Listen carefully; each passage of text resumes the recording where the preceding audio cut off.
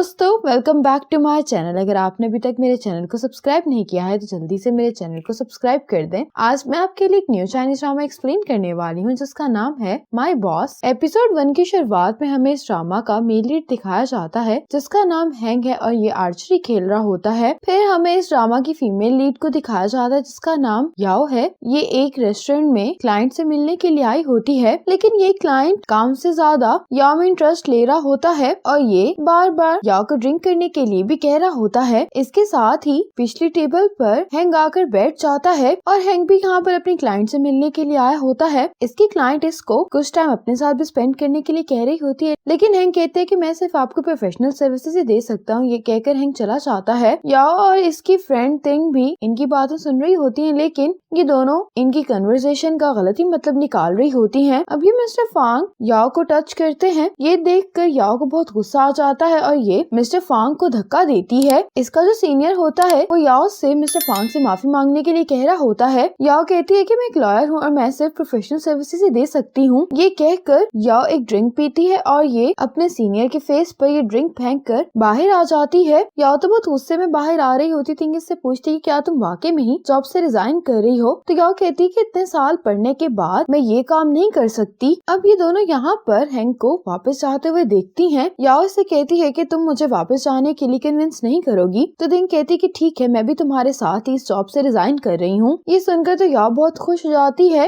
इसके बाद याओ अपना सामान लेकर अपने नए अपार्टमेंट के बाहर खड़ी होकर दिंग को मैसेज पे बता रही होती है कि मुझे जुनहिंग लॉ फर्म में जॉब मिल गई है और मैंने जो नया अपार्टमेंट रेंट पर लिया है वो भी ऑफिस से बहुत करीब है। इतने में यहाँ पर हैंग आ जाता है, जिसको देखकर याओ कह रही होती है कि इतना अमीर होकर भी कोई इस तरह के अपार्टमेंट में कैसे रह सकता है। अब याओ अपना सामान लेकर ऊपर आ रही होती है। ये सीढ़ियाँ चढ़कर थक गई होती है तो रेस्ट करने के लिए बैठ जाती है और कहती है कि यहाँ पर अपार्टमेंट्स तो अच्छे हैं, बस लिफ्ट नहीं है। इतने में ही हैंग भी अपना सामान लेकर ऊपर चला जाता है और जैसे ही याओ देखती है कि ये घर के अंदर जाने वाला है तो भागकर इसके पास पहुंच जाती है और कहती है कि ये अपार्टमेंट मैंने रेंट पर लिया है, शायद आपको कोई गलतफहमी हो गई है। हैंग कहता है कि मुझे कोई गलतफहमी नहीं हुई, मैंने भी ये अपार्टमेंट रेंट पर लिया है। याओ उसको यकीन दिलाने के लिए चाबी से इस अपार्टमेंट का दरवाजा खोलकर दिखाती है और अब हैंग भी अपनी चाबी से इस घर का दरवाजा खोल देता है। हैंग कहता है कि लगता है कि एजेंसी ने ये अपार्टमेंट हम दोनों को रेंट पर दे दिया है, तो तुम जाकर एजेंसी से बात कर लो। याओ कहती है कि ये तुम्हारे साथ भी तो हुआ है, तो तुम खुद एजेंसी चले जाओ। हैंग अपार्टमेंट के अंदर जाने की कोशिश कर रहा होता है, लेकिन याओ दरवाजे के सामने खड़ी हो जाती है। यहाँ पे खड़ी होकर याओ सोच रही होती है कि जो कोई भी पहले घर के अंदर चला जाएगा तो वो ये केस जीत जाएगा। यही सोचकर याओ अपार्टमेंट का दरवाजा खोलती है और अंदर जाने लगती है, लेकिन हैंग इसको जाने से रोकता है। यहाँ पे याओ देखती है कि इसका एक बाल यहाँ पर गिर गया है, तो ये हैंग से कहती है कि इस घर में मेरा बाल पहले गिर गया है तब ये मेरा है। ये सुनकर हैंग इसको छोड़ देता है और ये भी अपना सामान अंदर लाते हुए कह रही होती है कि अब ये घर मेरा है, तुम अपने लिए कोई और जगह तलाश कर लो। दरवाजा बंद करके याओ इस अपार्टमेंट को देख रही होती है। ये अपार्टमेंट काफी बड़ा होता है और इसको पसंद भी आता है। इतने में ही यहाँ पर हैंग भी आ जाता है। ये देखकर याओ उसको कहती है कि तुम मेरे घर में मेरी इजाजत के बगैर कैसे आ सकते हो? तो हैंग कहता है कि मैं तुम्हें 2 महीने का रेंट देता हूँ, तुम अपने लिए कोई और जगह तलाश कर लो। याओ कहती है कि मैं तो यहाँ से नहीं जाने वाली हूँ, मैं भी लैंडलॉर्ड को कॉल करती हूँ। ये कह ही रही होती है और हैंग लैंडलॉर्ड को कॉल कर भी देता है। अब लैंडलॉर्ड यहाँ पर आ जाता है जो कि याओ को ही मूव करने के लिए कह रहा होता है। याओ कहती है कि आपने हम दोनों को ये अपार्टमेंट रेंट पर दिया है, तो फिर मैं ये अपार्टमेंट छोड़कर क्यों जाऊँ? तो ये लैंडलॉर्ड याओ से कहता है कि मेरा अपनी वाइफ के साथ डिवोर्स का मसला चल रहा है, इसीलिए हम दोनों ने ही अलग अलग आप दोनों को ये घर रेंट पर दे दिया है। याओ लैंडलॉर्ड से कहती है कि क्या तुमने जुनहिंग लॉ फर्म का नाम सुना है? मेरी बॉस जियानहिंग बहुत सक्सेसफुल लॉयर है, वो कभी भी कोई केस नहीं हारे और वो मुझे काफी पसंद करते हैं, इसीलिए वो तुम्हें मुझे इस तरह से तंग करने नहीं देंगे। लैंडलॉर्ड कहता है कि मेरे पास एक हल है, क्यों ना तुम दोनों ये घर शेयर कर लो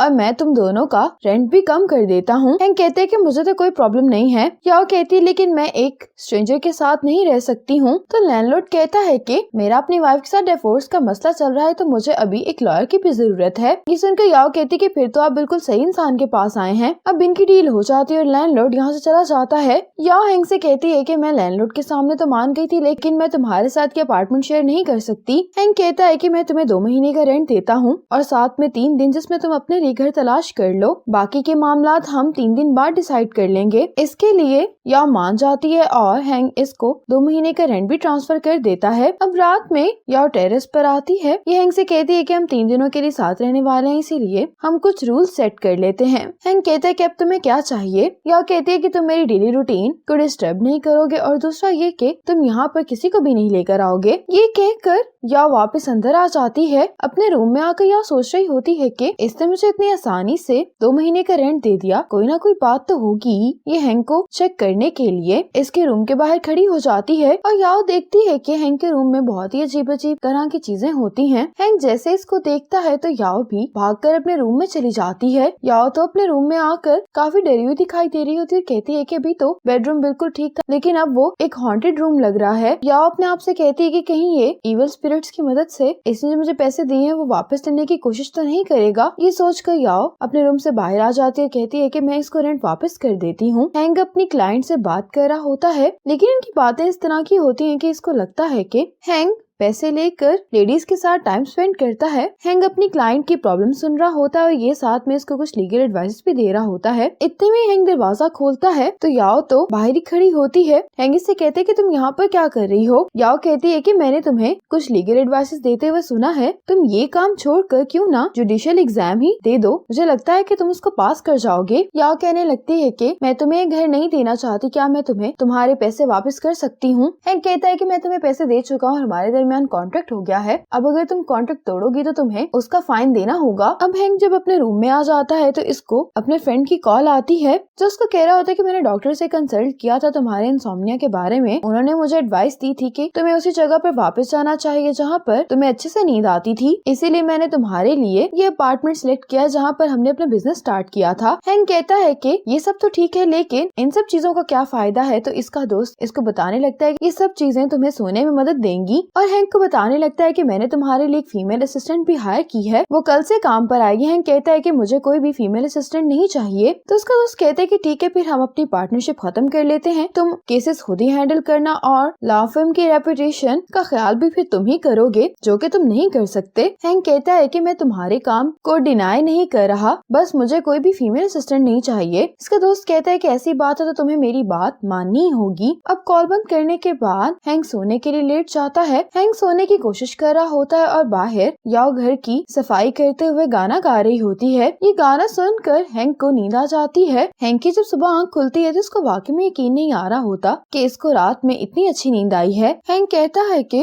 वूजन का आइडिया शायद काम कर गया है। हैंक जब बाहर आता है तो याओ ने पूरे घर की हर चीज को रेड लाइनिंग से आधा आधा किया होता है। आज याओ पहले दिन जुनहैंग लॉ फर्म में काम के लिए आ गई होती है। अब जब वर्कर याओ को अंदर लेकर जा रही होती है वो उसको बताती है कि यहाँ के 2 बॉसेस हैं, एक चियानहैंग और एक वूजन। अब ये वर्कर याओ को इसके डेस्क तक ले आई होती है, फिर उसको बताती है कि नॉर्मली वर्कर्स 1 मंथ ट्रायल पर काम करते हैं, लेकिन चियानहैंग ने तुम्हें अपनी टीम में ऑब्जर्वेशन के लिए शामिल कर लिया है। याओ तो बहुत ज्यादा खुश हो रही होती है तो ये वर्कर कहती है कि तुम लकी हो या नहीं, इसके बारे में तो तुम्हें जल्दी पता चल जाएगा। अब याओ के पास इसके 2 कुलीग्स आते हैं। इसका कुलीग कहता है कि मेरा नाम बाओरी है और मैं बॉस का सबसे ज्यादा ट्रस्टेड असिस्टेंट हूँ, और दूसरे कुलीग का नाम यूफे होता है। यूफे कहता है कि मैं उम्मीद करता हूँ कि हम ज्यादा टाइम के लिए काम कर पाएंगे। याओ कहती है कि तुम ऐसा क्यों कह रहे हो। तो यूफे बताता है कि चियानहैंग पहले ही 13 असिस्टेंट्स और इंटर्न्स को फायर कर चुका है। ये बात सुनकर तो याओ नर्वस हो जाती है। अब याओ के पास एक फीमेल कुलीग आती है जिसका नाम ताओयिंग होता है। ताओयिंग याओ को वेलकम करने के लिए इसके लिए एक प्लांट और बबल टी लेकर आई होती है। याओ इसके लिए ताओयिंग को थैंक्स बोलती है। अब बाओरी और यूफे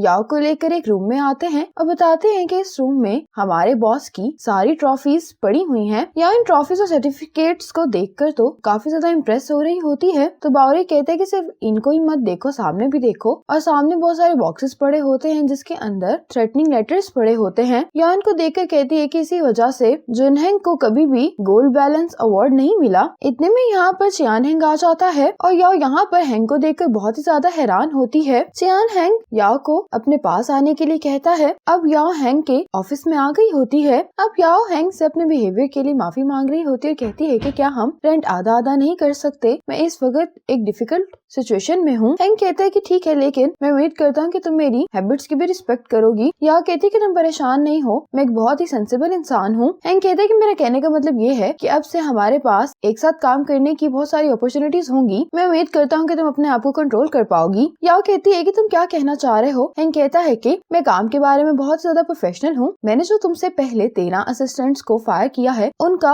बर्ताव बहुत ही ज्यादा अनप्रोफेशनल था। याओ कहती है कि तुम इतने अमीर हो तो फिर तुम उस अपार्टमेंट में क्यों रह रहे हो। हैंक कहते हैं कि आप तो मेरी पर्सनल लाइफ के बारे में भी जानने की कोशिश कर रही हो। तो याओ कहती कि नहीं। हैंक कहते लेकिन तुम्हें ऐसा क्यों लगा कि मैं कोई गलत काम करता हूँ। याओ कहती कि कुछ दिन पहले मैंने एक लेडी के साथ रेस्टोरेंट में तुम्हारी बातें सुनी थी। हैंक कहता है कि वो मेरी मॉम थी। ये सुनकर तो याओ बहुत हैरान होती है और अपने आप से कहती है कि ये तो बिल्कुल एक ड्रामा की सिचुएशन है। अब रात में याओ जब घर की सफाई कर रही होती है तो ये अपनी फ्रेंड तिंग को भी सारी सिचुएशन के बारे में बता रही होती है, जो इस पर हंस रही होती है। ये अपने फ्रेंड से ही बात कर रही होती है कि हैंक के रूम से अजीब से म्यूजिक की आवाज आने लगती है। ये कॉल बंद करने के बाद हैंक के रूम में देखने के लिए आ जाती है तो जो म्यूजिक चल रहा होता है ये उसको बंद कर देती है। याओ का सारा ध्यान इन अजीब चीजों पर होता है और जब ये जाने लगती है तो गलती से इससे कैबिनेट के ऊपर रखी हुई कोई चीज नीचे गिर जाती है और ये टूट जाती है। अब याओ को तो समझ में भी नहीं आ रहा होता कि ये इसको कैसे जोड़ेगी। इतने में हैंक भी घर पर आ जाता है। जैसे ही ये डोर खुलने की आवाज सुनती है तो ये बाहर आ जाती है। हैंक इसको यहाँ पर देखकर कहता है कि तुम मेरे कमरे के बाहर क्या कर रही हो। तो याओ कहती है कि मैं तो सफाई कर रही थी। अब हैंक अपने रूम में जाने वाला होता है तो याओ इसको रोकते हुए कहती है कि क्यों ना हम ये ड्रामा साथ में देखें, ड्रामा बहुत अच्छा है।